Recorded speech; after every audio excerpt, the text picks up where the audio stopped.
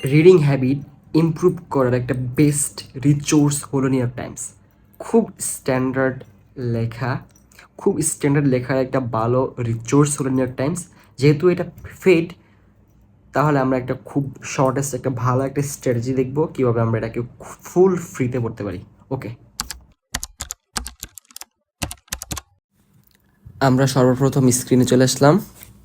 Screen থেকে আমরা একটা ওয়েব ব্রাউজার সিলেক্ট করে নেব, যে ব্রাউজার ক্রোম।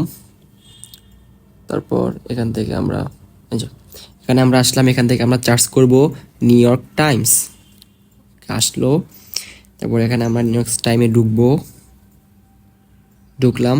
ঢোকার পর আমরা এখানে অনেক নিউজ দেখতে পাচ্ছি, অনেক হেডলাইন দেখতে পাচ্ছি। তো আমাদের এখানে পছন্দের যেটা হবে, যেটা আমাদের ভালো লাগবে পড়তে, ওটাতে আমরা ঢুকবো। সাপোজ আমরা এখানে ঢুকবো, প্রথমটা ঢুকবো। তো এখানে আমি ক্লিক করলাম, করার পরে এই যে আসলো যে এখানে আমাকে বললো যে আমাকে পে করতে হবে। সো আমরা তো পড়বো পে করা ছাড়াই, তো কেমনে পড়বো? তা আমরা এখানে ক্লিক করব, করার পরে এখান পিছন থেকে এদিকে আয়না আনার পরে এখানে রাখবো।